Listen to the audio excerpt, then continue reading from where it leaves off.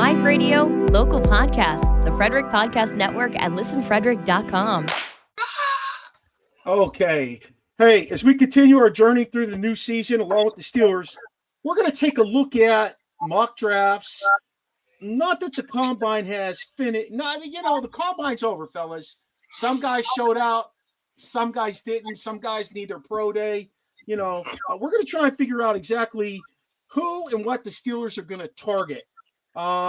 So everybody needs to listen in and make their predictions with us. Go ahead and send them to us via text, via a tweet, whatever you want to do. If you want to text us, you could text us at 301-792-5635, and you give us your draft. Put it in our Original Sports Podcast group. We don't care. We want to hear what you have to say. So let's start with this. What do you think the biggest needs are for the Pittsburgh Steelers?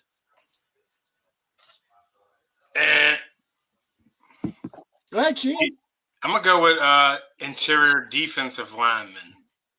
After watching the Eagles dismantle the Chiefs from the inside out, and then seeing that article that Watt said, well, he didn't say it, but they said, he can't just do it by himself. He needs to push up the middle, and then that's when he can go crazy. Him and Highsmith can do what they do.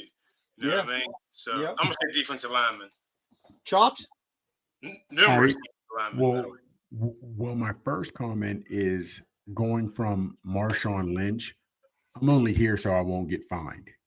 I'm the old curmudgeon, and I'm telling you guys flat out, and I'll get more into it why I hate the draft and all that. However, here's the thing, and I love Watt, but that sort of sounds like an excuse to me, and I say that because I've never heard Garrett, your boy in Cleveland, say that. Never heard you're supposed to be one of the greats. You didn't hear LT saying, you didn't hear his brother saying, well, I'm better because with the D line, you're out on an island out there. You're out there wide. So if you're getting pushed, and technically to me, if they're getting pushed up the middle, then that's great. But if they're not, if you're able to beat the tackle, what's it matter what the guys inside are doing? So I don't get that. But again, I love Watt, so I'll listen to what he's saying. He plays at a higher level than I play. Yeah, but if that's to say it's Benton and I guess Hayward, those guys. If there's no push up the middle, that means you can put one guy on him, and then the other guys can go over here. Yeah, at the end of the season, he was seeing double and triple team. Well, yeah, but let's not forget, Sheen has said it quite often. Micah Parsons has said, and other people said it. He's not the best DN. He's not as great as everybody says. Now, I don't buy that. I look at his sacks, what he's getting, whatever have you. When he doesn't play, the Steelers don't win.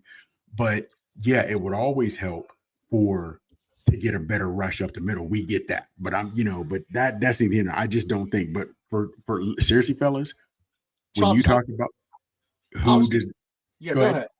No, by all means. I was going to say, I think there are a couple factors you got to look at from that perspective. Number one, the Steelers are still playing an antiquated 3-5 defense and walking the outside guys up. They're putting big hogs in the middle to try and slow down the run game. They're not concerned that much with getting that much pressure from the nose in the sevens. Okay, so that's where they are mentally.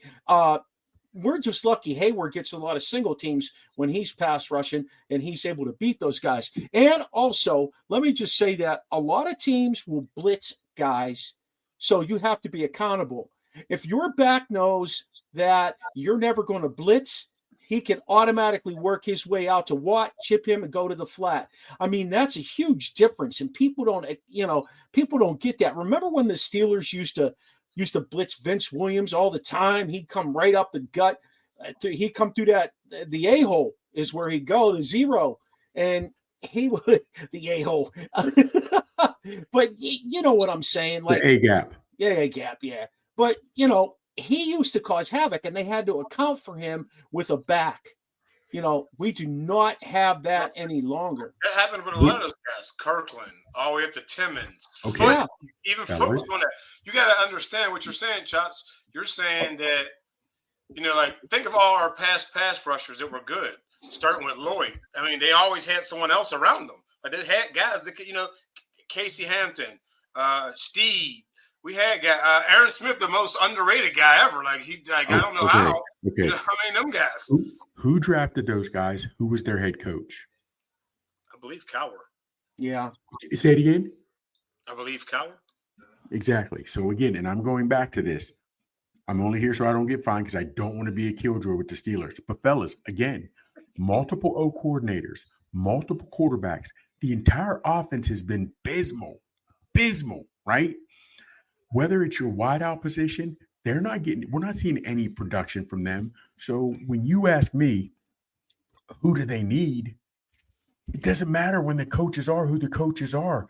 Barber always says it. Tomlin plays in his fears. That's why it's like it's getting worse with me every year. I want to get hype. I want to talk trash to all these people. You know, my Steelers fitting to run buckshot. My Steelers going to do this. My Steelers going to do that. And they say, yeah. But after wild card weekend, your Steelers are going to be home like us.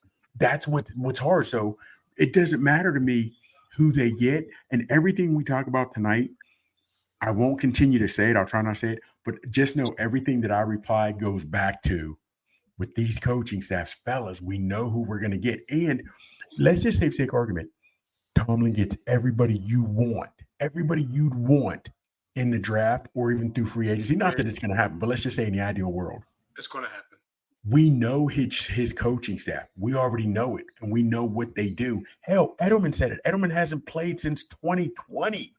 They're still doing the same shit. Mark Barber talked about it. You talked about it.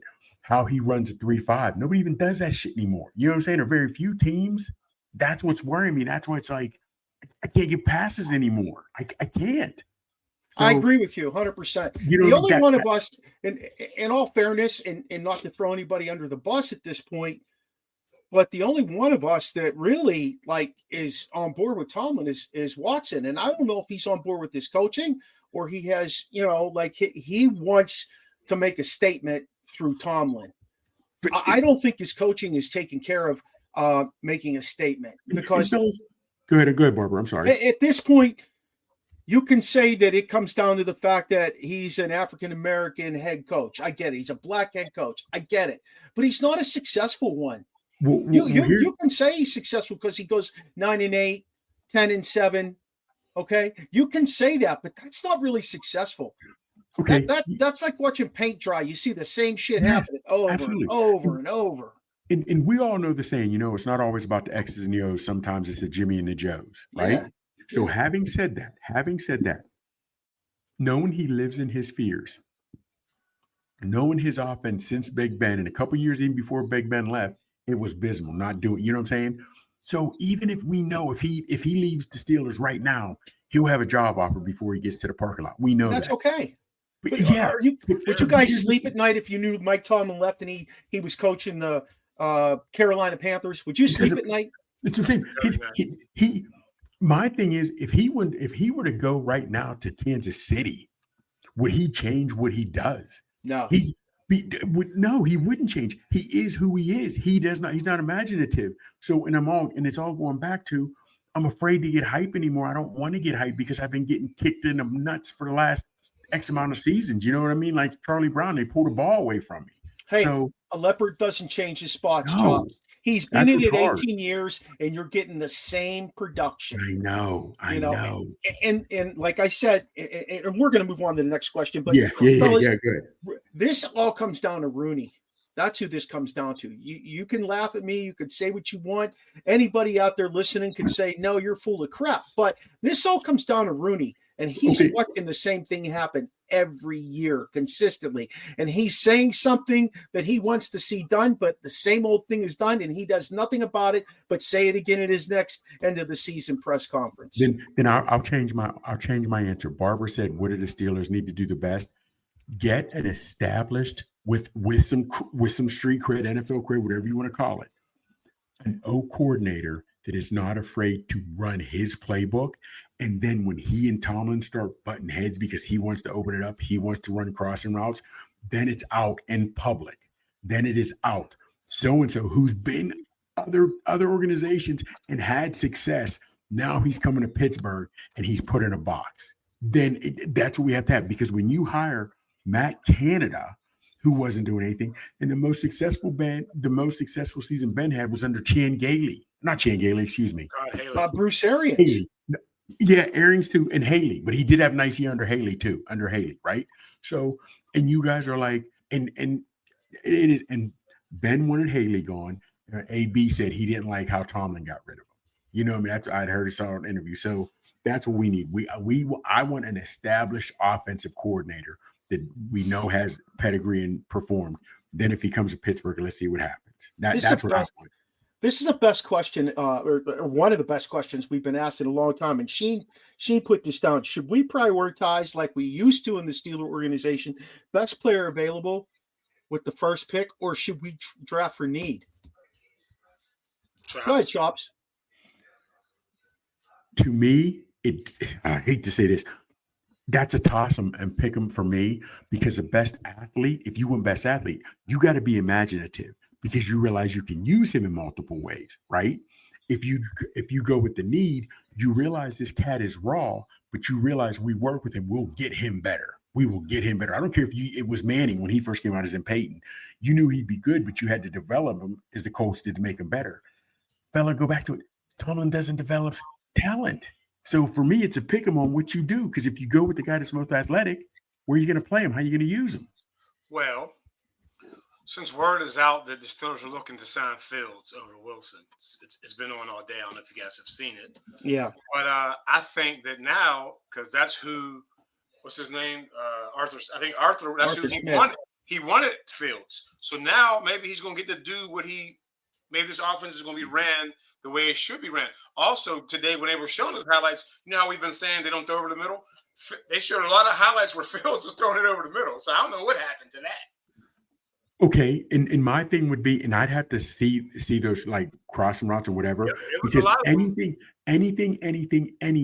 when it comes to passing, anything that Fields could do passing, Russ can do better. Now, if you were talking about if these are passes where your boy was in the pocket or when he's rolling out, because if they're rolling out, I want to see what that original route was, or if these guys are coming over so now they're in his vision. Well, what I seen was he was in the pocket. My thing with that is, though, like you said, he's a better, Russ is a better passer. Yeah, that's the same thing like with Jalen Hurts. But also in that last Ravens game when Russ was running and he got hit at like the 6 and fumble, yeah, Fields runs through that, just so we know that. He runs through that. He runs through that thigh hit. He runs right through that to the end. Listen, there's a big difference between 36 and 25, fellas. Yes, it is. There is. Fellas, here, we know that. But here's my thing. If it was all year, we've been hearing reports that Arthur Smith wanted Fields the whole time. We were hearing going into the playoff game, they are putting in packages for Fields. Then Arthur Smith, who's at least earned the right to put in what he wants as an offense, he had some success, whatever have you, regardless of you think how he got it. He didn't get Fields.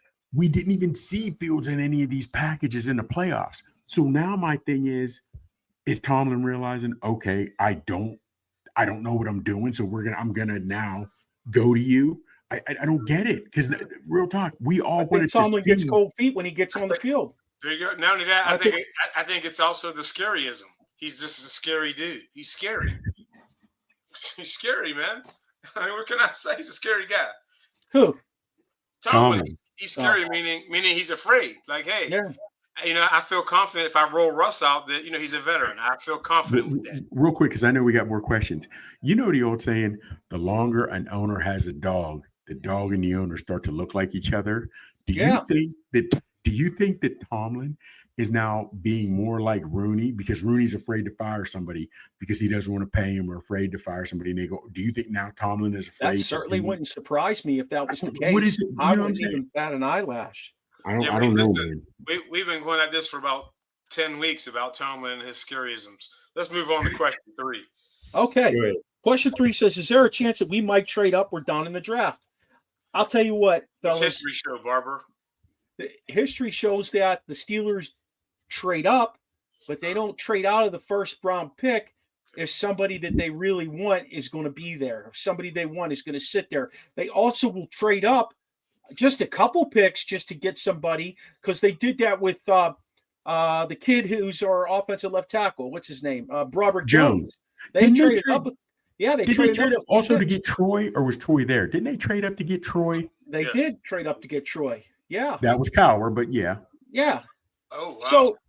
So I mean, they're more likely. I didn't know that, Chops, but go ahead. Yeah. Yeah. Well, I kind of did know 10. that. But I think they traded up to the 10th slot to get Troy, and they traded up around that high to get Ben.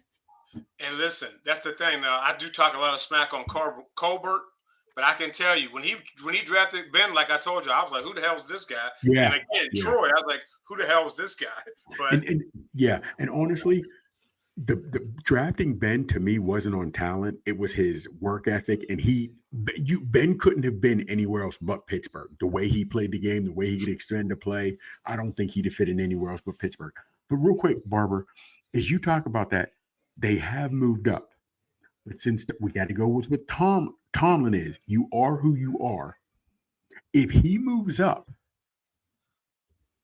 we have a small example, but if he moves up, does he move up and take the right guy? Okay, I'm gonna give you a little insight from where I'm coming from, and I think you guys need to hang on to this one.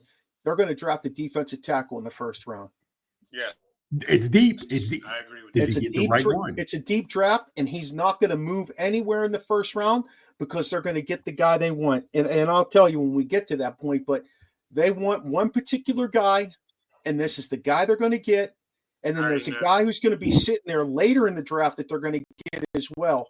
I know exactly who they're going after. I'm 100% sure that I know who they're going after. Let me ask you this. If you know who it is, because I don't want you to tip your hand, spill the beans just yet, but if you know who it is, Barber, they're drafting what, 21? Yes. How many D tackles will go before him? And is this guy, in your mind, a true D1, round one talent? He's definitely a round one talent. He has a great motor. Fast. He is fast. He's got a strong push up the field. The top three guys will go in front of him. The guys that are supposed to go in front of him will go in front of him. And then by the time they get to the Steelers, this guy will go. Okay. It's just this is where I'm thinking. Because, the Steelers are notorious for taking D linemen in the first round. And you know something about that? They are always hit. The only guy, most of the time they're hit. Huey Richardson was bad. Ziggy did okay. All right. Senor Sack, we don't know what he could have been. He had a great preseason in 84, Shane. He had like 7, but didn't he have like 7 sacks going before that? He was on fire. And Mark's answer and reply is thrown out because you wouldn't mention all Tomlin or Cowher guys. We can't do that. We can't because you're right. Cowher hit. You can't do that. You know what I'm saying? The other thing about that, Chops, is this. It's part of that coaching staff that he brings in that's not able to coach these guys up. How good do you – now, I know this is a far-fetched thing, guys. I get this, okay? How good do you think Najee would have been with a real running back coach, with a real offensive line coach in front of him that would have developed those guys and ran an offensive blocking system that would have been conducive to Najee Harris? Yes. How good would the Steelers might have been? Now, I know you're going to say I'm crazy. How good might they have been? Because they were 10-7 with Kenny Pickett. If somebody would have actually came in and developed the kid a little bit, because they didn't develop him at all. I just think a better O-line or better possibly blocking scheme. Because if you have two guys that make your all rookie team, that's pretty decent. That's pretty great. It is. It would have been Fatanu also. Yeah. We'll see, fellas. We'll see. So yeah, Mark, you're absolutely right. With a better O-line, because it would have been, and with a smarter, I hate to say smarter because I don't disrespect anybody's, football acumen, but maybe a smarter O-line coach that would have realized better blocking schemes that would, it might have helped Najee a lot. Because when you go down through it, there have been some busts from Alabama, but Alabama also put some running backs in the league. You know what I'm saying? They can run. When you come from the SEC, you can run. I have a running back, fellas, that I'm going to tell you I think would be a great fit for the Steelers, and he's going to be what is he? A third round pick for us in my book. And this guy is legit. He's got size, and he has good speed. It's a younger version of what Najee could have been, not what Najee is. Okay, so I think I can pick your board, Barber. Okay, here we go. Number 4. Does our scheme impact player selections, or does what we want to get out of a player impact the player selection? For example, are we drafting guys who are genuinely 4-3 guys up front, or are we drafting guys who are 3-4 guys up front and they can be plugged in and played? I think we're drafting. Are we picking ends that can play outside? Sheen. Long arms.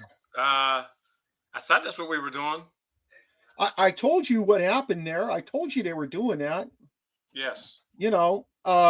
One of the things I want to rewind 1 second talking about Tomlin. DeMarvin Leal was a top 10, I think it was, or top 5 pick his junior year. Yep. He got hurt his senior year. Mm-hmm. Okay. I think it was a knee or something like that. But he was picked by the Steelers in the 3rd round. Huh? What'd you say, Shops? I'm back. I'm sorry. I'm listening to what you're saying, but I'm not. It's hard. Go ahead, man. Go ahead. Okay. No, what I was going to say is if DeMarvin Leal was a top 5 pick back in his draft, his junior year, and the Steelers stole him in the 3rd round like they stole Peyton Wilson, why did DeMarvin Leal, after 3 years on the Steelers, not get developed? If he had this skill level, why is he not developed? Well, I think they kept moving him around for one, and I don't know why they never just left him at outside linebacker from the giddy up. But Sheen, he put his hand in the dirt. Yes. Yeah. That's what I'm saying. Oh, okay, Mark. Well, you mean in college? Yeah. Yeah. Okay. Well, first off, to answer your question, it was like, do they draft the guys that fit their needs, or do they draft guys they think they can work with?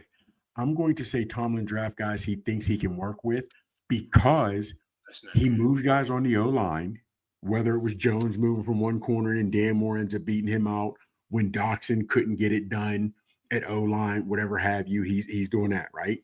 Then you have guys that are not, you have them at 3-5, but if they're not big bodies, like you look at Dream mentioned the Eagles D tackles. Those guys are not fast. They are big and they're strong and they're pushing you right back, pushing you back. So the guy you're talking about, Mark, the guy that you're talking about, he's fast. He's like, I don't know how much his speed is going to matter if he's playing from tackle to tackle, because you don't have, I mean, unless they're doing a lot of, okay, the Steelers don't run a whole lot of, well, maybe they do, but I don't see them always, where they run a lot of, different schemes where a D tackle might take one step and then he's running around to the other side. You know what I mean? So I don't see where this guy's speed is going to matter, because he's still going to be inside the trenches. Now, if he was on the outside and he can come around, lower that shoulder and beat the tackle, speed. You know what I'm saying? Like Javon Curse had speed. I get that. But if he's an interior D lineman, I don't know where his speed is going to matter. Okay. So from that perspective, Chops, why not put weight on these guys? Why not put muscle mass on them? Why not put weight on them? Why are you taking their skill level that they have and not – oftentimes guys are drafted into the NFL, and I want to say they're underweight. And what they do is they work them hard, muscle mass and body mass, to get them ready. And I know the 2 kids from Georgia already came in. They were specimens, all right? Yeah, but true. If you're going to go that route as the Steelers, you got to get these guys developed like that. You heard what they said about what's his name? The weight training coach. He's terrible. He stinks. He's absolutely horrible. Guess who hired him? Your boy. So Barbara, that goes back to putting weight on and getting them to do this and getting them to put it on correctly. Now, if you have a guy that, and I don't know what their weights are, but if you get a guy that's 220 and you want him to go to 240, that's going to take some time. bottom line is that all comes again down to development. And if you can't develop players, you're not going to be able to get them, like I said, that are right size, the right muscle mass. This you just don't see it. You don't. The biggest knock on Warren was he's not big enough. You know what I mean? Remember Lendell White when he played for the Titans? Yeah. And they told him, you need to lose weight. So he came in like 20 pounds less and had a hell of a season. And he was, I had to cut out sugar. I had to do this. We haven't, can you remember any players that did that at any position? Had to, Snacks, Casey Hampton. He was big, but he could play that position and just bull rush. You know what I mean? Again, a cower guy. So there's a whole lot of things we as Steelers fans are used to and we have seen done, but just not under this regimen, this team. You know what I mean? So it makes sense, but if they haven't done it yet, I don't know how he can start now after 18 years, getting a guy to properly put on weight, we'll see. We'll see. Sheen, do you think that they're just satisfied all the time when they go to the draft? They're like, yeah, that guy will fit our system. We'll bring him in. We'll show him how we do things. But they're not trying to develop the guy to be the best in that system. Now, I know they can't be thinking that because they haven't developed anyone. You're right. I mean, I'm serious. Like, hey, we're going to bring this guy in, and he plays linebacker, but we're going to move him outside. I mean, I think back to when, like I said, when Harrison first showed up, and I think it was one of those guys was an outside backer, but they moved. I think Timmons was an outside, that they moved the inside. Like they molded, I guess, again, cowering him, coached him up to play inside as opposed to outside. But I can't see that because Herbig was an inside guy. Who? Nick Herbig. Okay, yeah, he was an inside guy at Wisconsin. Here's the thing, though, big dog. That's the only one we get then. It's a little different for the Steelers' defense than the offense, and I say that now, if you had the Steelers' offense years ago, and I know it's going decades, when you whether it was Webster or whether you had some like DeMonte Dawson, I mean, because the O-line for the Steelers used to be nasty. Now the nasty side for the Steelers is on the defense. So if you're Herbig, if you're used to being an inside guy and they move you to the outside, the other minds on that defense, regardless of what it is, it's the mysterious that you've got Watt and everything that he brings, and the aura of him, the aura of Haywood, the aura of Minka. Your mindset has to be rough if you're going to play on defense. So regardless if they move you on defense, you'll still be able to get it done. I agree with you, but I still don't think they're tough enough on defense. I don't see that dog. Not anymore. Not anymore. I don't see that dog. Not new. No. It's too much coddling. It's not what he used to be, but because they were getting their asses kicked the last few weeks. Yeah, Roberts will smack you if you give him a lane to run up and hit you. Now he don't got a lane because they're all by the time he comes got defensive tackles that demand a double team. Yeah, it just bothers me, Mark. That do you realize the Eagles and screw the Eagles? You've seen multiple teams that when their personnel changes, their play calling will change, their offense will change to some degree. You know what I mean? And even though they've got A.J. Brown, they've got what is his name, the other young skinny cat in Philly. They've got Devontae Smith, Devontae, A.J. Brown. They got a nice receiver, but their quarterback is not meant and built to throw for 300 yards a game. So that offensive change has changed to where now they will roll out. And if they can get 200 yards, 215 yards from him and no INTs, they're happy with that because the offense is changing. But our guys aren't working around the scheme. So that's why I'm like, it doesn't matter to me who they get because they're not developing them. It's going to change with Fields as the quarterback all year. You heard it here first, Chops. It has to. Chops. It has to. Chops, have faith. You heard it here. You believe the sun is going to rise tomorrow because it has so many times in the past.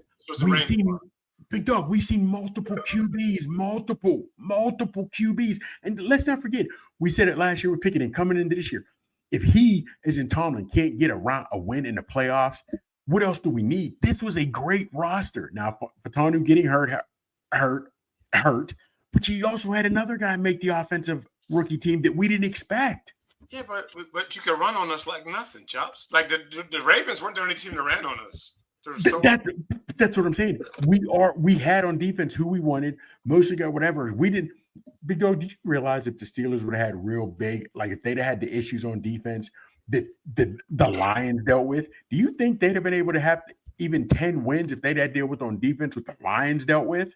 No. And that comes to coaching. So I want to believe it'll be different. But you know how many times I talk mad junk in the office and then go in and get smacked when they You get can and talk it up. Listen, this offseason, I want you to talk it up because listen, it's going to work. We have Martavius Adams and Okunjobi. Come on, man. Okay. Hey, Sheen, who should the Steelers take first pick? What position should the Steelers draft first pick? A lot of this plays into free agency. Now, if they can get Chris Godwin in free agency, then you go D-line. If you don't get – what's wrong, Chops? Go ahead. If you don't – you done sat all up on me. If you don't get Chris Godwin – I mean, if you get Chris Godwin, you get a D-lineman. If you don't get Chris Godwin, you got to kind of – I think you got to go receiver unless you can get a good one in the second. Can I give you my first pick right here? No. Okay. No, we're getting there. Okay. 2 more questions. Okay. Pops, what position you draft in first round? I don't honestly. I don't even know because I will say free agency matters because right. I'd like to. I don't know because even Dream talks about if we can get Godwin. Okay, so now you have decent receivers because his attitude is crazy. But your boy Pickens is nice. Pickens is nice. His attitude is terrible, but he's a nice receiver. So you'd have a nice receiver. I think Muth is strong. So you have good wideouts, a 1 and 2, and it's saying you get Godwin. You have those a are nice both ones. Those are both ones, by the way. So go ahead. True, but you have a nice 1 and 2, right? Yep. You have a hell of a tight end. Yes, Hopefully Wilson comes back or Austin steps up his game. So now you got a nice slot, right? So now you have a nice slot. But the Steelers don't develop talent. We didn't see much from Fields in his first 3-4 years in Chicago. We haven't seen him become much better passer.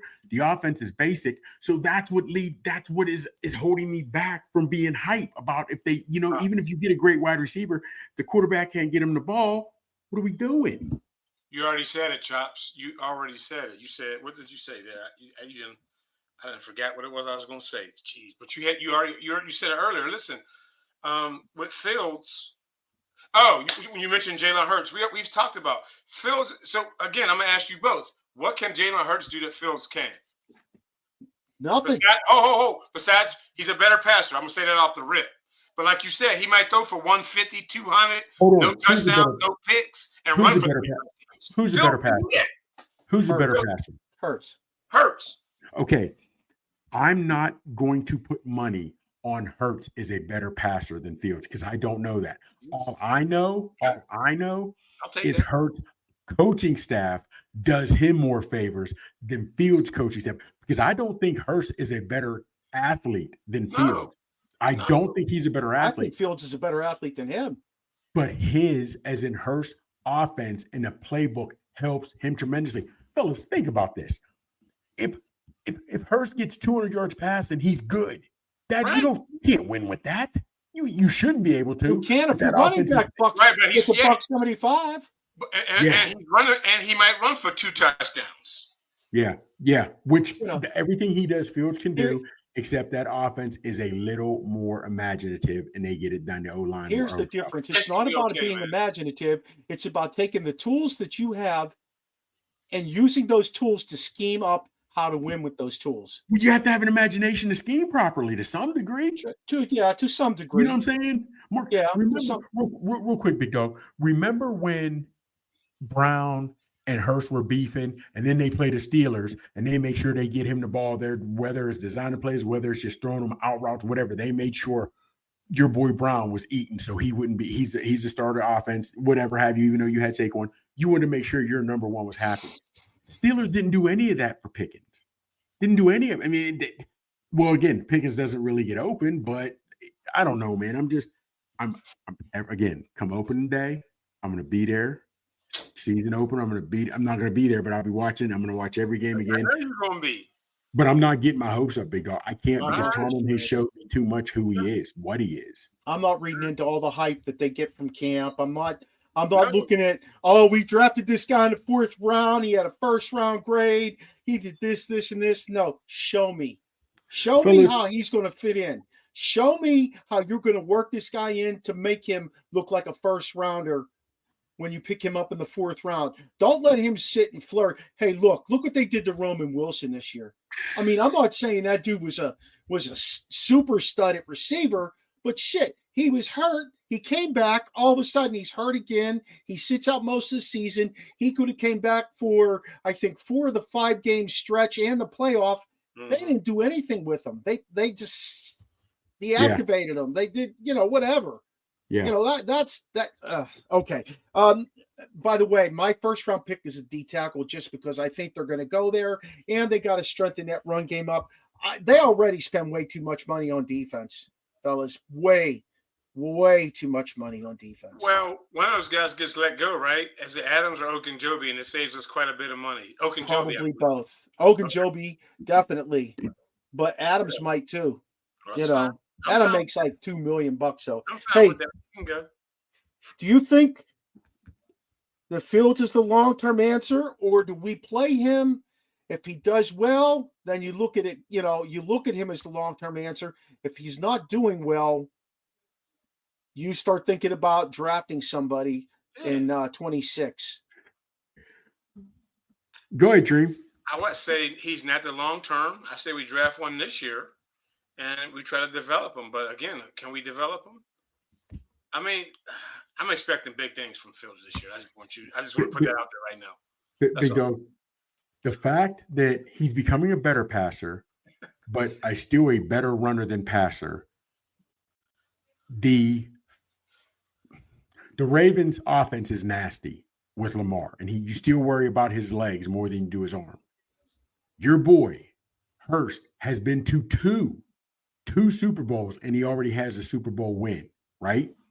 Your boy Stroud is not considered a passer like Allen. He's not considered a pure, beautiful passer, but the offense helps him with what he can do because he's not a big guy, what he can do.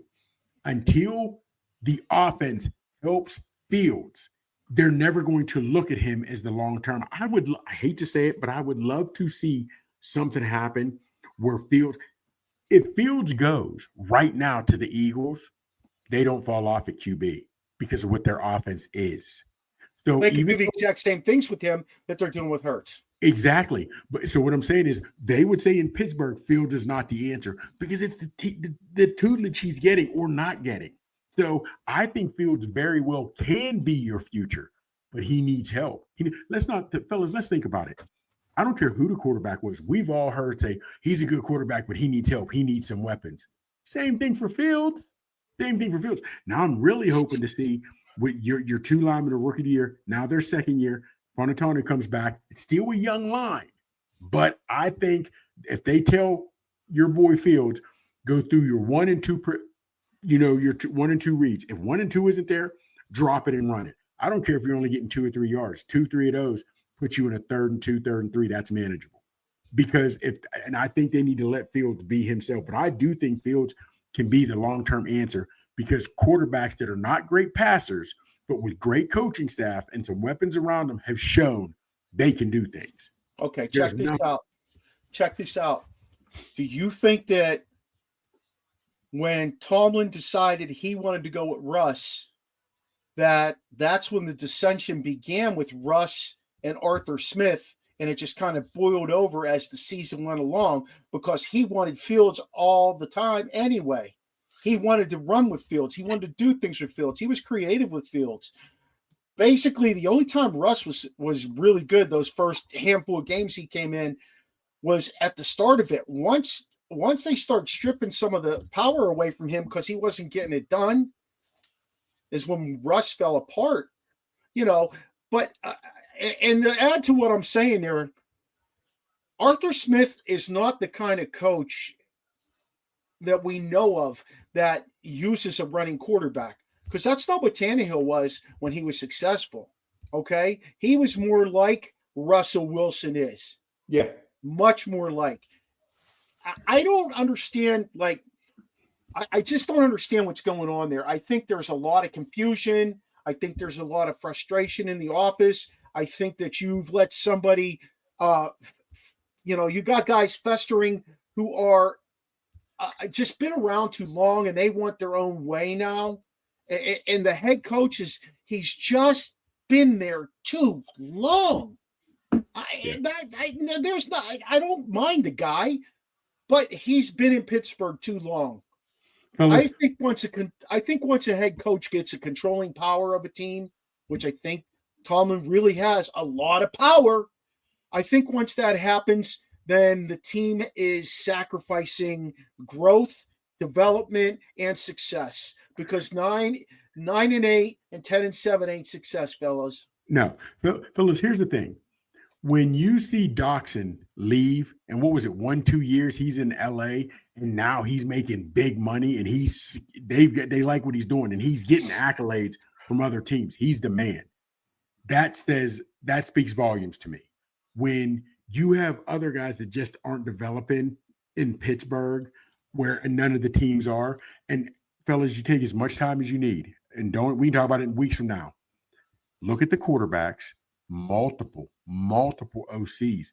The offense has been the same. I know I personally was claiming and being mad at Mason Rudolph for doing check down, throwing 2-3 yard ins, 2-3 yard outs, throwing screens, and that was it. All his passes were 3 to 4 yards within the line of scrimmage. But then when that was with Duck, then that was with Trubisky, then that was with all the guys. That's not the quarterback. That's not the same OC. That has to fall back on the head coach, fellas. It has to. Because the only thing that stayed the same is the QB. The head coach. So I'm expecting the same no matter who we get. And let me ask you this. If we hypothetically, because they have been, now it's long gone now, I'm assuming, but was tied there to a Trevor Lawrence, tied there again to an Aaron Rodgers. If you get somebody who's like that, a pure passer, and the offense looks abysmal, he's not getting a chance to go to a second or third read, then who do we blame?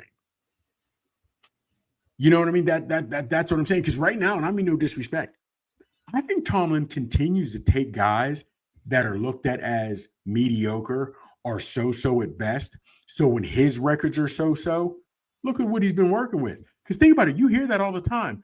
Tomlin went 10-7 with no talent. Tomlin chose those guys. Tomlin brings those guys in.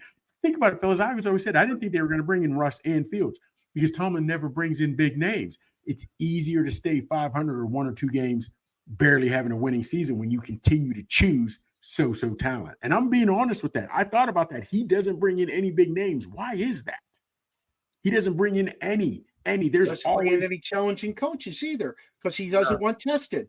There you go. And I hate to be that way, but at some point, it is what it is, fellas.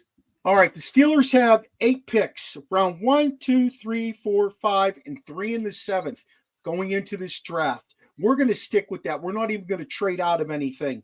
Their needs based on what is projected. Defensive line, running back, wide receiver, quarterback, and cornerback. Not necessarily in that order. Okay? Not necessarily in that order. So let's start with you, Sheen. Who's your first pick in the first round? Kenneth Grant, Michigan.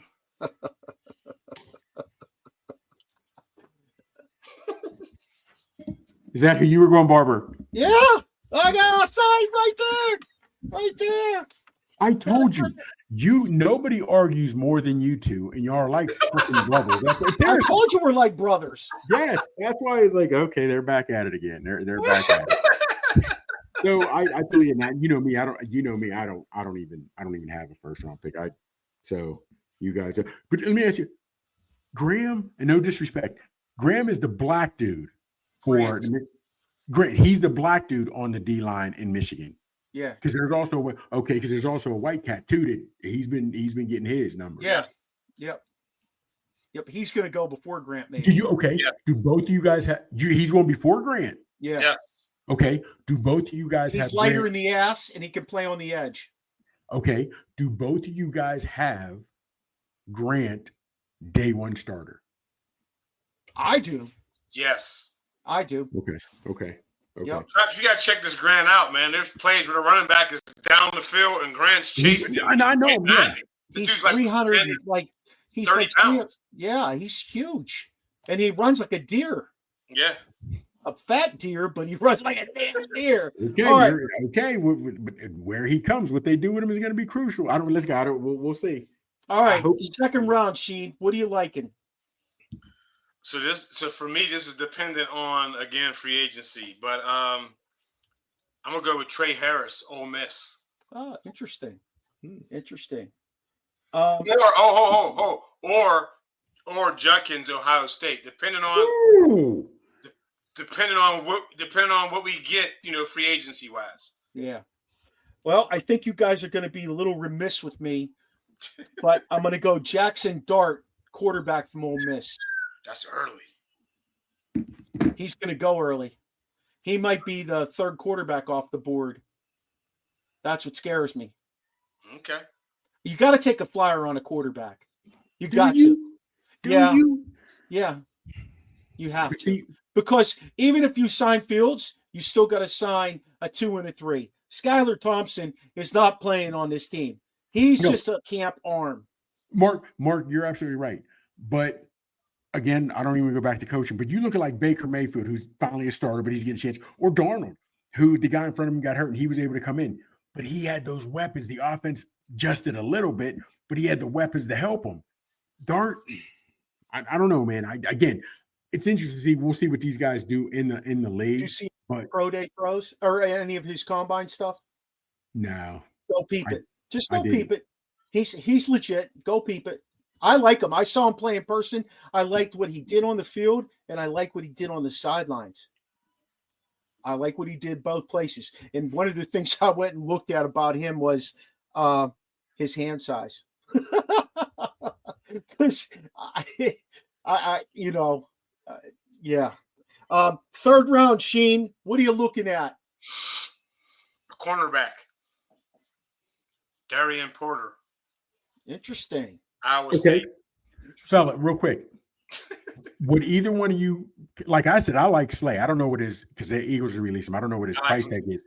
However, Detroit. Do you guys think it would be beneficial to bring in what the young corners the Steelers have? Do you think it'd be beneficial to bring in a veteran corner? Maybe someone that could start opposite side of Porter Jr., or at least someone who you're not a starter, but you're a great fill-in, but you can help these guys with some techniques that they're not like. Fellas, this is Porter's this was his second year, and I love his aggressiveness. But at some point, you got to learn to get back off these DPIs. Two things off of that. Two things off of what you said. Number one, we play way too much zone defense. Way too much. We're off the ball 10, 12, 15 yards. That gives too much cushion.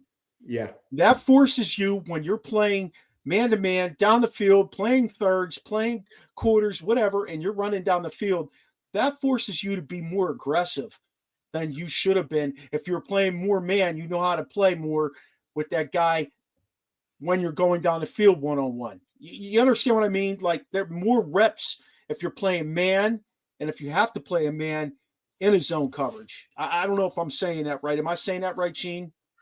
Yes. And to add to that, when we are in man, there's some things that I don't understand. Like when they say, like, "Oh, Joey Porter Jr. he's not good." Like, he doesn't know where the guy's going. Like, people are acting like he knows the route. Like, he don't know where he's going. True, right. But maybe a veteran. It's easy to play man to man. It's not. Yeah, but true, maybe. But a veteran that has been in the game can possibly teach him techniques that. Oh, yeah.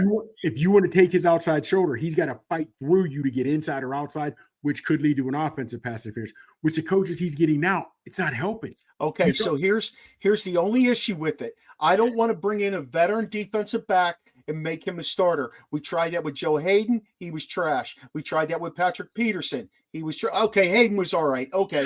The first year or so, but that's all you got out of him. Patrick Peterson, he never panned out. He played 1 year for the Steelers. If you're going to bring in a guy, it's got to be under the understanding that you're coming in to help with development of these guys. We're going to get you on the field as the number 3 corner but these are our starters, and we just want you to know that up front. Now, if you happen to beat a starter out, that's a different story. I would much rather Chops put some money into a 27-year-old corner or 28-year-old corner that I know is going to take that contract and roll with it. Then, real quick, fellas, let me ask you this: Peterson, were you surprised how much his play fell off from where he was on other teams when he got to Pittsburgh?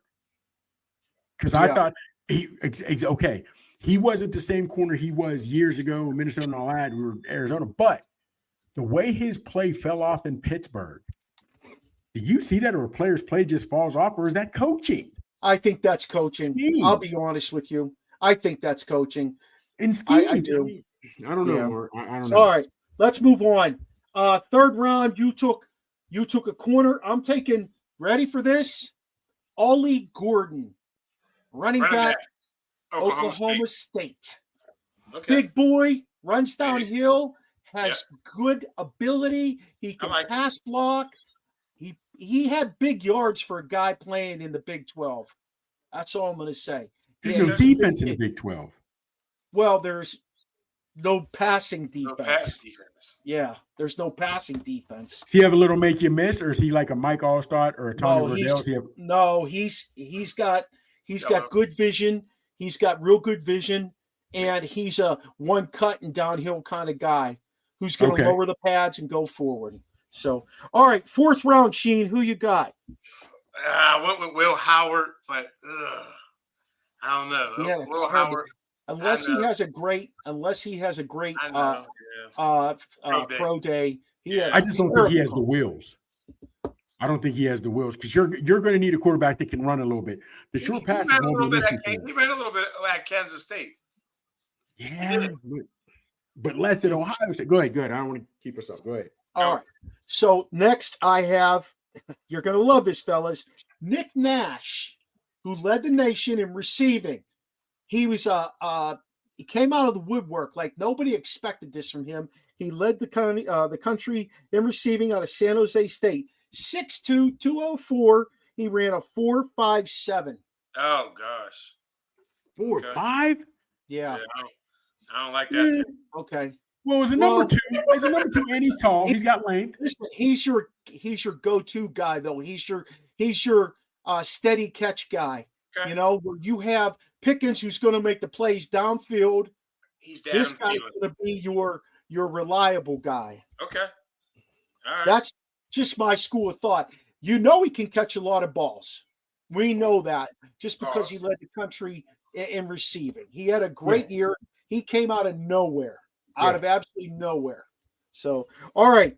That takes us to the fifth round, Sheen. Who you got? Jackson Slater, guard, Sacramento State.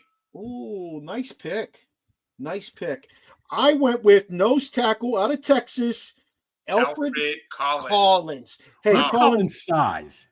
6'6", 332 pounds. You ready for this, Chops? This mug runs a 4.95.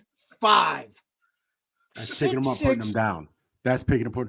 But if he's 6'6", 3 something, we don't need your speed. They need to teach him to truly be Casey Hampton. Oh, they need it. Yeah. All Have that boy watch the Eagles. First pick in the seventh round.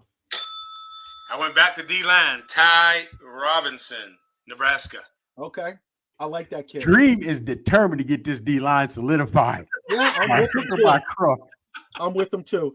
Hey, I went back to receiver, and I went to receiver U. I went to LSU.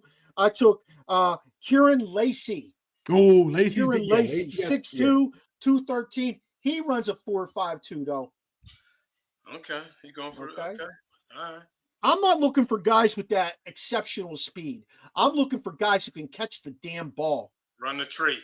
Yeah. Got to have good route runners. Have to, because not a lot. Hopefully, these guys preach tree. Nash and Lacey guys both run a good tree.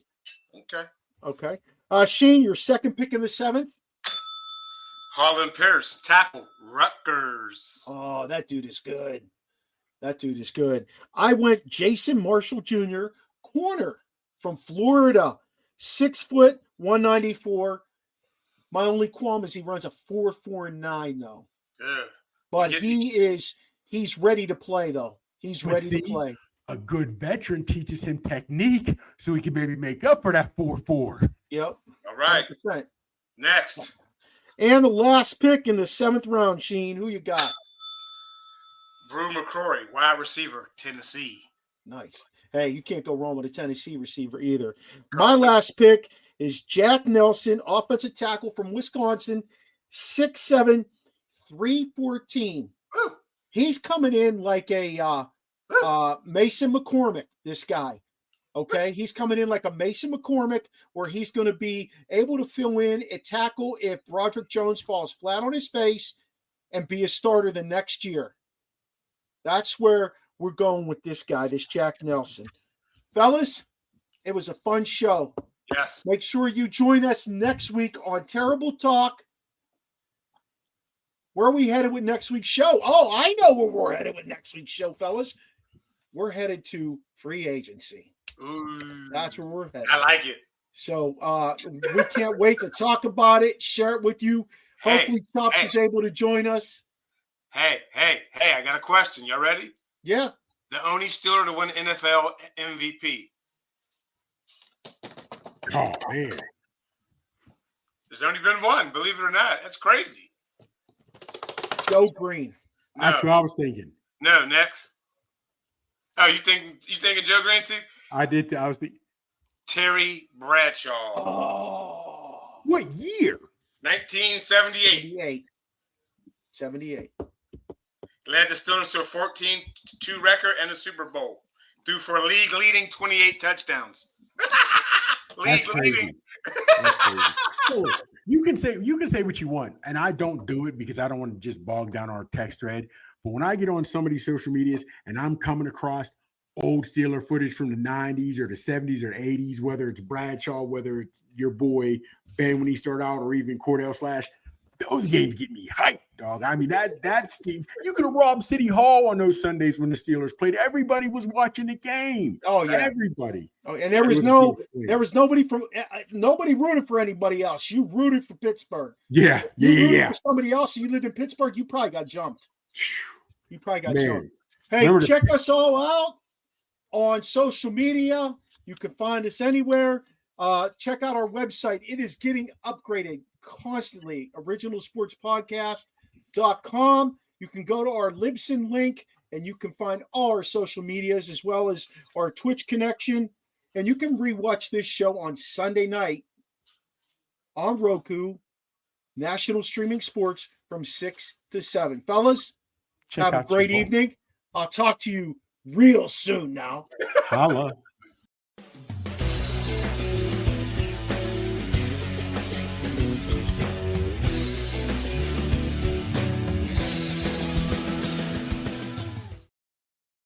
This podcast is part of the Frederick Podcast Network. Learn more at listenfrederick.com.